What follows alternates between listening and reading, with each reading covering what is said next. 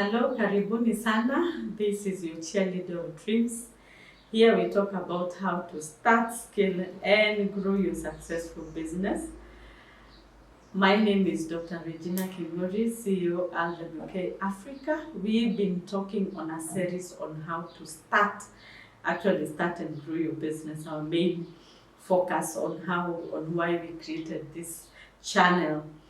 I am an entrepreneur, I'm a tax consultant, and I love doing business from the heart. And I've been able to do business for 11 years now, interacted with so many entrepreneurs, and learned a lot of ideas. I believe my purpose is on sharing business owners to be able to achieve their goals in business and in life. And I'm so happy for this particular topic. This is a third series, and today we'll be talking about common mistakes entrepreneurs make in their first years of operations and how to avoid them. Of course, you have to avoid them in this journey.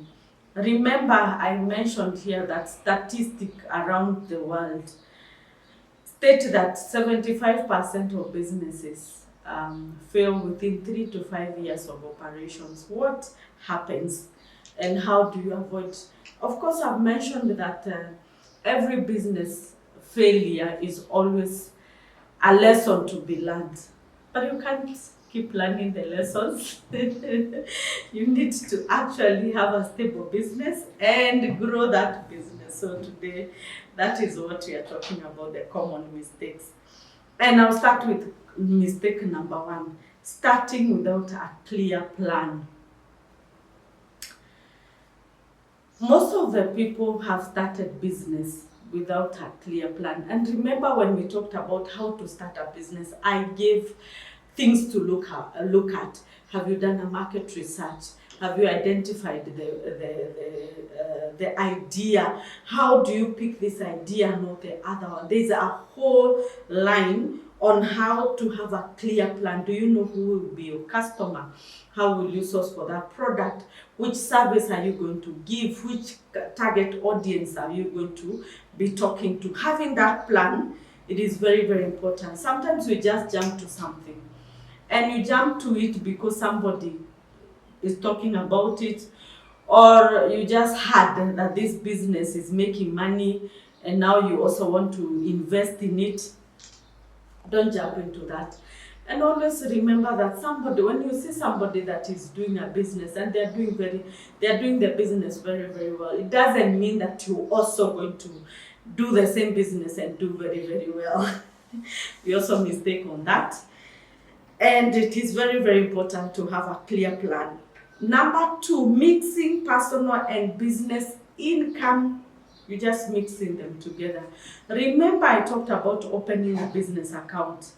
That you have an operational business account that is running your business, and you have your personal bank account. And if you're using this business to fund your personal expenses, it is very important to have a line in between them. So if you, and I've mentioned here when I train about startups and small businesses, I tell them, if your business is what is giving you survival, it's where you're getting your daily bread, go ahead and do a personal budget at home, rent, food, all the water, electricity, every cost that you require at home. When you find that you require 20,000, 30,000, then come translate that money to the business. By the way, is this business making that money for you to be able to survive that lifestyle? Because if it is not, at the end of the day, you're going to bring down the working capital of the business to fund your personal life. And if it is making, make sure that you get that money in a systematic way. So possibly every week you get 5,000. If you need 20,000, you get 5,000, you transfer to your personal account and use that money. And there should be no emergency that is going to push you to go to the business bank account to look for more money than what you had stated that you'll be able to draw out of the business. So that is very, very important, because sometimes we mix it too much. At the end of it, we don't even know if we are making profit or we are making losses or what is happening, and we end up closing the business. Okay, number 3, underpricing products and services.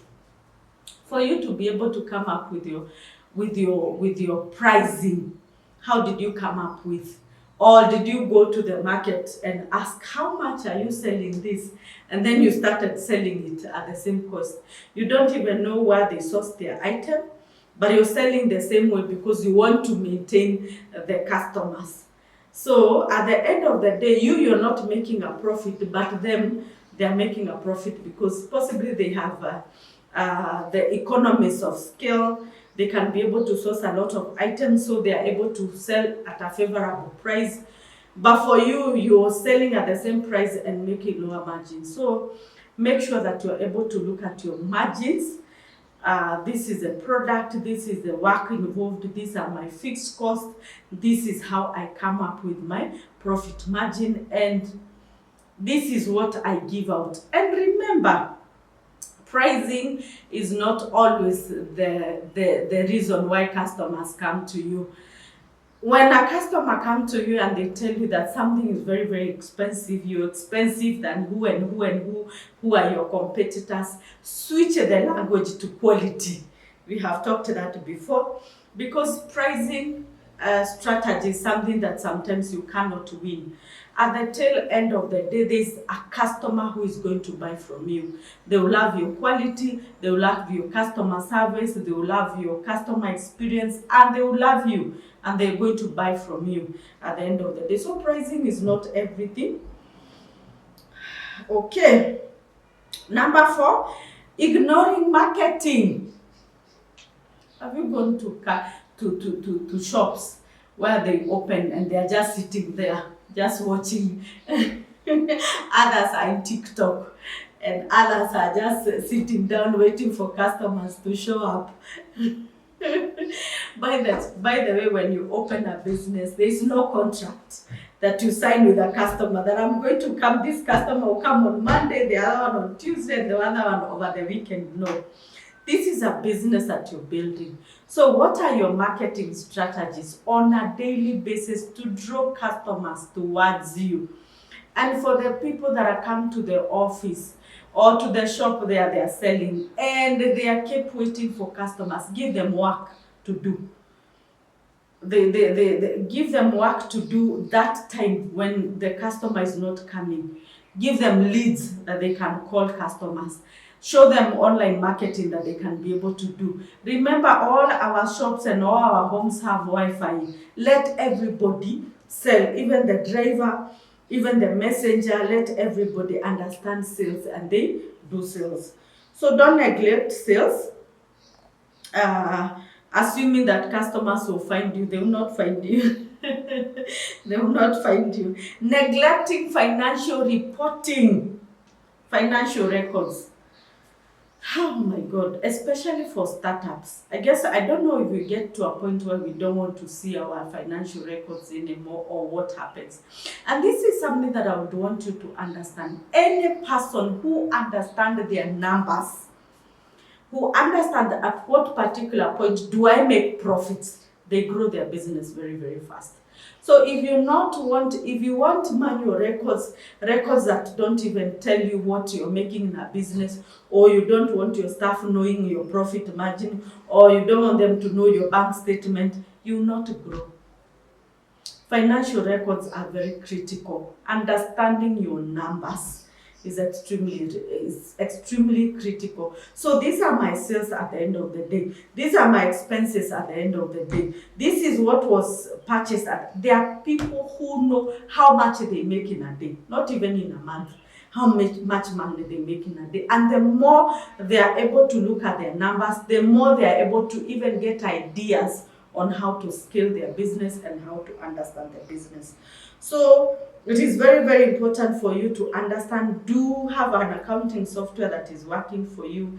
It is being worked properly. There's management reports that you're getting.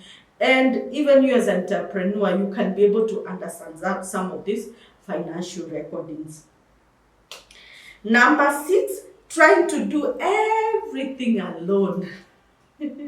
As an entrepreneur, sometimes we appear like superheroes.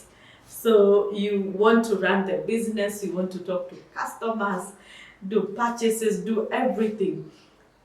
And at the end of the day, that business is unable to grow. So this is what I recommend, especially for entrepreneurs. I've been there. So it's something that is natural. You feel natural. You feel, I don't know if the people are going to handle the customers the way I want. I don't know if they are going to deliver the way I like it or the way I do it. I don't know if they are going to source the items the way I do, or are they going to have so many deals at the end of the day, you're not even going to make profits. There is always that concern. But this is what I advise entrepreneurs. Look at your business. Get to understand what is your 20/80 rule. And I've talked about 20/80 rule. What is that 20% that give you 80%? What is the expectation for you as an entrepreneur in the business?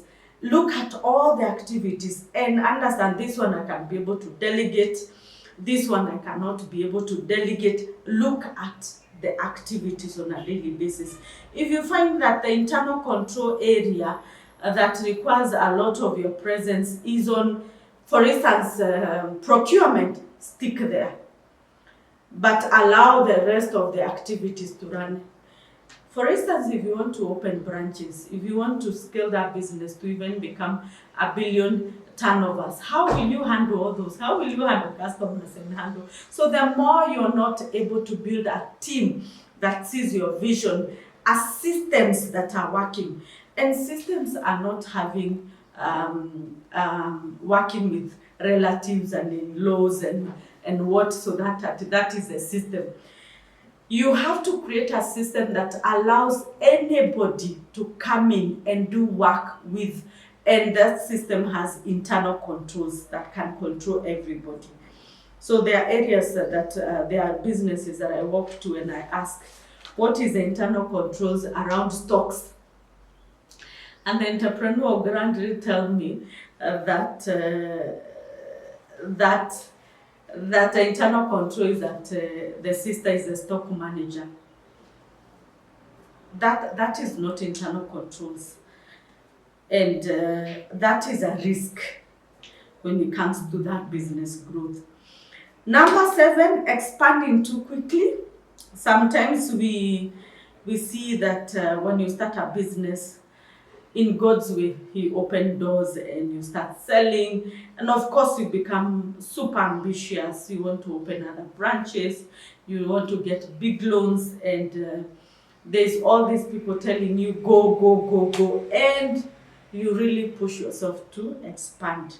It is very important for you to do it gradually and to really plan for it. Growth is very, very good. But let's plan. Why don't we open a branch? Why don't we do this for this quarter? For the other quarter, we do this. I find entrepreneurs who are systematic in their planning, operations efficiency, being able to grow very, very well, very well. But for those people who say, I'm spontaneous, I make quick decisions, you find them that those are the people who will go this path of having a lot of ideas for growth, and at the end of it all, they collapse because of that.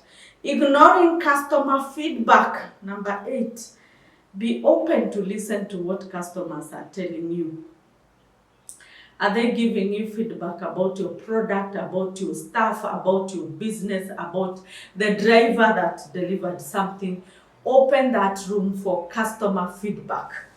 And that is very critical. And there are people who don't want to be criticized. So if you don't want to be criticized, you don't want your business to grow. Customer feedback shape how you do your business. It shapes how you offer your product, how you offer your services.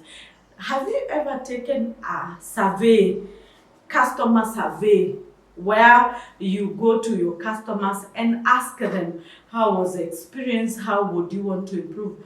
For instance, if you make calls and look at this, some of these companies that are in Kenya doing very, very well, how they take customers very serious. Even when they do the call service, when you call, they'll always tell you, can we do a survey at the end of the call? They want to understand why you answered the question properly, why you handled well. They take that survey very, very important. So customer experience, customer feedback is very, very important, especially for growing a business. So go ahead and don't ignore that customer feedback. Number 9, not complying with regulations. Not complying with tax regulations. You don't have licenses, you don't have permits, you're late, you're always fighting up and down. The moment you accept some of these things, compliance, especially compliance, when you start accepting, then you also start growing. So it is very, very important to start. And especially if you want your business to be out there, you want to attract 1,000 customers in a month and many more, you really need to accept compliance so that you can go, so that that compliance issue is at the back end, is no longer a bother, so that you can be able to grow your business. Number 10, which is the last one, giving up too soon. You just give up. Entrepreneurship is a journey, and we were not told the time involvement, the effort, the the energy. Nobody sat us down to tell us the path that we were taking. It is a path of total surrender. So sometimes when you look at your counterparts, possibly at the employment sector, at the employment area, they have 21 days of leave. They go up and down. They don't show up at work every day. They say, today I'm sick. Then tomorrow they are not working, and you're like, possibly should I go back to that? And you start giving up. Entrepreneurship is not easy. But I always say that given time, it will give you that. It will give you the freedom that you want. It will give you the money. It will grow. It will give you what you're looking for. It just requires your effort, especially in the first few years. As you lay structures, as you understand your customers, as you understand your offering, it requires your energy and your effort. And it is going to grow at the end of the day. So don't give up quickly. Don't give up too soon. You can also talk to business coaches. There are mentors out there that are willing to help you, walk with you through the path of entrepreneurship. Go ahead and take a mentorship course and be in an association of business people. Ask them how far they have come and let them share their journey of how they started their business. Sometimes that journey will be even more harder than even yours, and it gives you the energy to go to the next level. So mentorship is critical, especially in the first few years of your business. So thank you so much. Today we were talking about mistakes entrepreneurs make in their first years of business and how to avoid them. I hope you have learned something new, and you're going to push your business to the next level. God bless you.